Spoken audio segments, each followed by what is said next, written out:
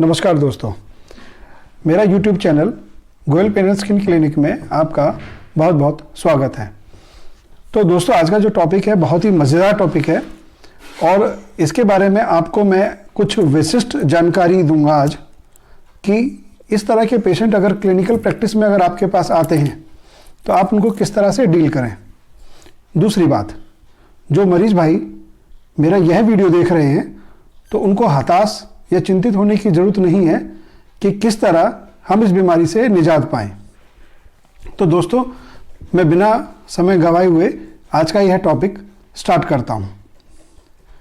तो जैसा कि मेरा आज के टॉपिक में मैंने आगे मेंशन किया हुआ है कि कंधा जाम यानी फ्रोजन शोल्डर को कैसे खोलें। दोस्तों, कभी कभी आपने देखा होगा कि काफ़ी लोग हमारे पास क्लिनिकल प्रैक्टिस में आते हैं और जिनको हाथ उठाने में काफ़ी परेशानी होती है। अगर हम उनको कहें कि आप अपना हाथ उठाइए तो वो सिर्फ इतना ही हाथ उठा पाते हैं, पूरी तरह से अपने हाथ को नहीं उठा पाते। लेकिन जब हम उनकी हिस्ट्री लेते हैं, जब उनसे पूछते हैं कि ऐसा आपको कब से हुआ और कैसे हुआ, तो उनका जवाब एक होता है कि डॉक्टर साहब, हमें ये करीब करीब 2 साल से या 3 साल से या 6 महीने से या 3 महीने से है। आपने किसी डॉक्टर को दिखाया? उनका जवाब होता है हाँ दिखाया, लेकिन हमें कोई फ़ायदा नहीं हुआ। तो दोस्तों, मैं आज आपको कुछ ज़रूरी बिंदु आज आपको इस वीडियो में मैं बताने जा रहा हूँ। तो सबसे पहले मैं बात करता हूँ कि आखिरकार हमारा ये कंधा जाम होता क्यों है। काफ़ी लोगों का सवाल होता है, काफ़ी मरीजों का इस सवाल होता है कि डॉक्टर साहब अचानक से ऐसा क्यों हो गया हमें। तो देखिए, इसके मुख्य रूप से 3 कारण होते हैं। सबसे पहला होता है डायबिटीज़ यानी कि शुगर। तो जिन लोगों में शुगर यानी कि रक्त के अंदर शुगर की मात्रा अधिक होगी, उन लोगों को यह बीमारी काफ़ी हद तक पाई जाती है। दूसरा, काफ़ी लोग आपने देखे होंगे जो काफ़ी समय तक अपने हाथ को नहीं हिला पाते। जैसे कि मैं एक एग्जांपल दूं, किसी मरीज को लकवा हो जाए। अगर मरीज को लकवा हो जाए तो वो अपना हाथ हिलाने में असमर्थ होता है। तो धीरे धीरे उसका जो कंधा है वो धीरे धीरे जाम होने लगता है और जब मरीज थोड़ा बहुत ठीक होता है तो उसको कंधे को चलाने में काफ़ी दिक्कतें महसूस होती हैं। इसी तरह अगर मैं आपसे बात करूं, किसी मरीज की अगर हम हिस्ट्री लेते हैं और ये पाते हैं कि आपको कहीं पहले कभी गिरे हों या कोई चोट लगी हो, तो मरीज आपको ज़रूर बताएगा कि डॉक्टर साहब 2-3 साल पहले मैं गिरा था और मुझे चोट लगी थी, लेकिन तब कुछ नहीं हुआ था, अब जाके मुझे धीरे धीरे ये दिक्कत होने लग गई है। अब बात आती है कि इसके लक्षण क्या हैं, इसको कैसे पहचान करेंगे आप क्लिनिकल प्रैक्टिस में कि यह कंधा जाम है या कुछ और है। तो दोस्तों, मैं इसको आपको कुछ इंपॉर्टेंट बिंदु बताना चाहता हूं जो मेरे साथी लोग यानी कि डॉक्टर साथी लोग इस वीडियो को देख रहे हैं, उनको ये काफ़ी मदद देगा जानकारी करने में कि आप किस तरह से इस तरह के पेशेंट को डील करेंगे। तो इसमें बेसिकली अगर आपके लक्षणों की बात करें, सबसे पहला लक्षण, मरीज जब आपके पास आता है वह एक ही बात कहता है कि डॉक्टर साहब, मेरे इस कंधे में यहाँ से लेके यहाँ तक नीचे तक काफ़ी दर्द आता है और मैं रात को सो नहीं पाता। पहली चीज़। दूसरी, range of motion. Range of motion का मतलब होता है कि आपके कंधे की मूवमेंट कितनी है।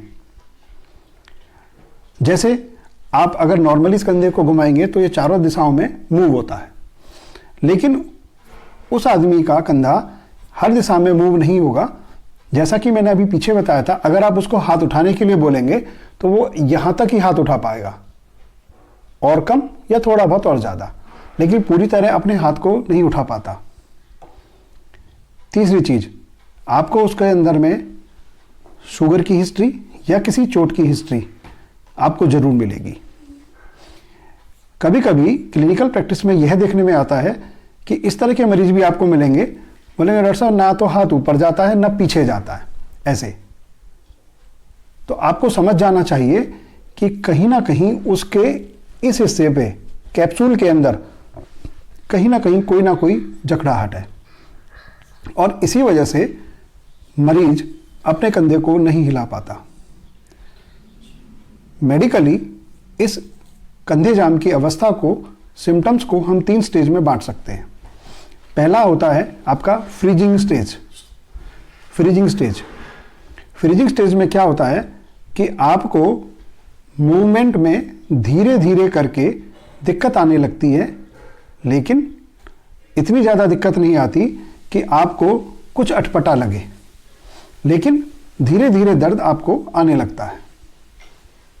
इसको बोलते हैं फ्रीजिंग स्टेट। दूसरी स्टेज आती है आपकी फ्रोजन स्टेट। फ्रोजन, जैसा कि नाम से आपको पता लगा, फ्रोजन मतलब जम जाना, जकड़ जाना। तो जकड़ जाने का मतलब ये होता है कि वहां पर आपकी range of motion, range of movement वो रुक जाती है और जैसे ही आपकी मूवमेंट रुकती है वैसे ही आपको दर्द आने लगता है। तीसरी स्टेज जिसको बोलते हैं थाउनिंग स्टेज।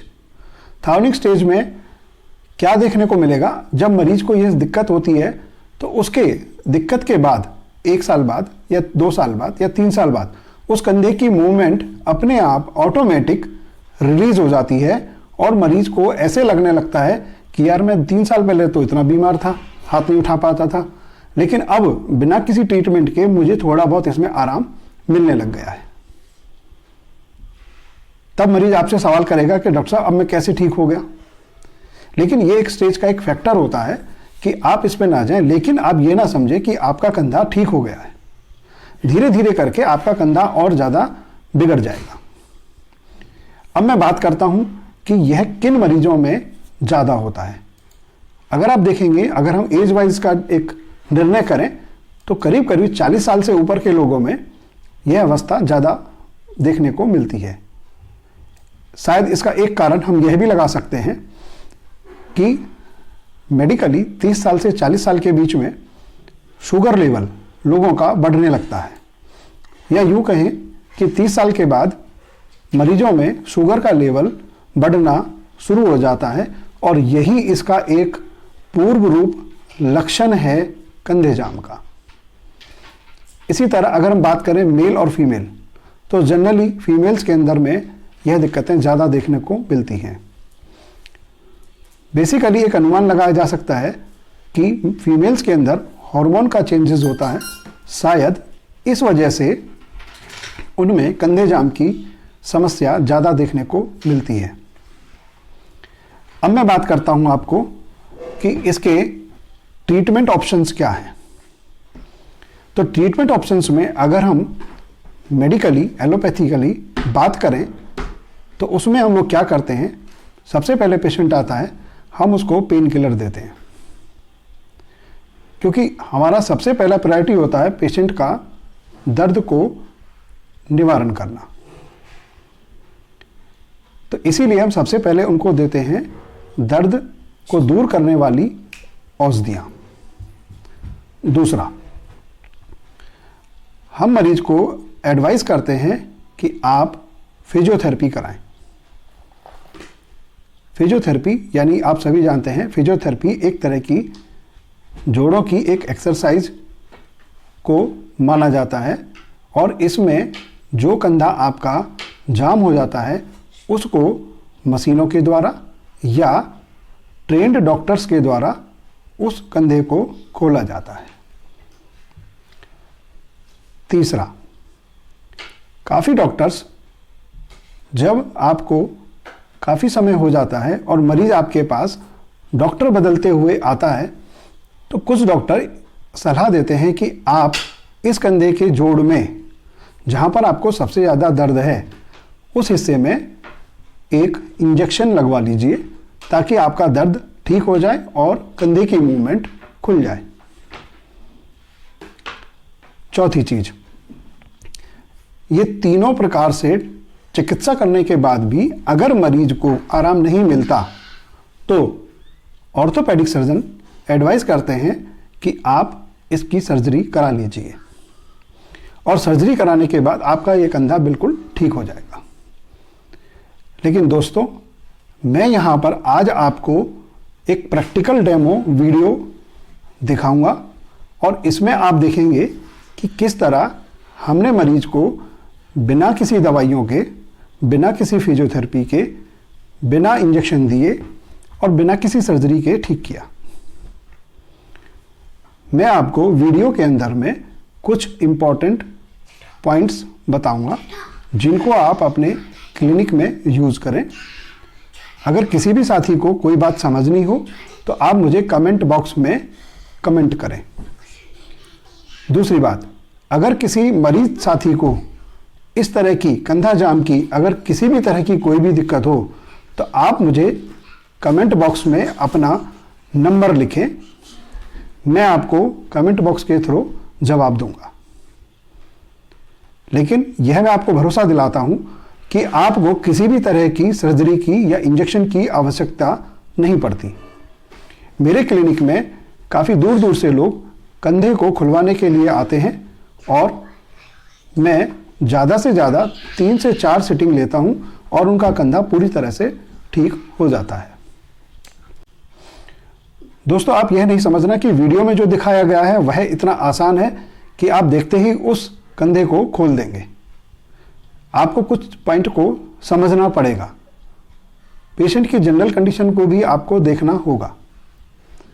तो दोस्तों, मैं आपका ज़्यादा समय ना लेते हुए मैं प्रैक्टिकल डेमो की तरफ चलता हूं और प्रैक्टिकल डेमो में मैं आपको कुछ, जहां तक मैं कोशिश करूंगा, जहां तक मुझसे हो सकेगा, मैं प्रयास करूंगा कि आपको कुछ चीज़ें समझ में आ जाएं।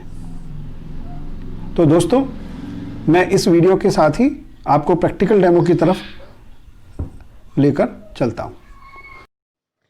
यहाँ आप देख रहे हैं कि इस पेशेंट की उम्र 40 साल से ज़्यादा है और किस तरह इनको अपना कंधा उठाने में काफ़ी दिक्कत महसूस हो रही है। यह डायबिटिक पेशेंट है। यहाँ मैंने उंगलियों पर कुछ मैग्नेट लगा के और उन पॉइंट्स को दबाया है और पॉइंट्स का सिलेक्शन टेंडरनेस के ऊपर होता है और किस तरह मैंने उनको प्रेशर दे के दबाया है और पेशेंट को हाथ उठाने के लिए बोला है और उन्होंने थोड़ी दिक्कत के साथ पहले के मुकाबले ज़्यादा हाथ को उठाया है और अब धीरे धीरे अपने हाथ को नीचे ला रही हैं, लेकिन अभी फ्री नहीं हुआ है। अब मैंने यहाँ पर इनके हाथ में 2 पॉइंट्स पे निडल लगा रखी है, इनको बोलते हैं लिंगू और दवाई। और अब देखिए इन्होंने बड़े आराम से अपने हाथ को ऊपर उठा लिया है। पहले के मुकाबले उनके चेहरे से पता लग रहा है कि दर्द पहले से कम हो गया है। दोस्तों, यह उनके 15 दिन बाद का वीडियो है। आप देखें उन्होंने किस तरह अपने हाथ को आराम से ऊपर उठा लिया है और कोई दर्द भी नहीं है। आशा करता हूँ इस तरह की वीडियो मैं आपको और आगे देता रहूँ। धन्यवाद।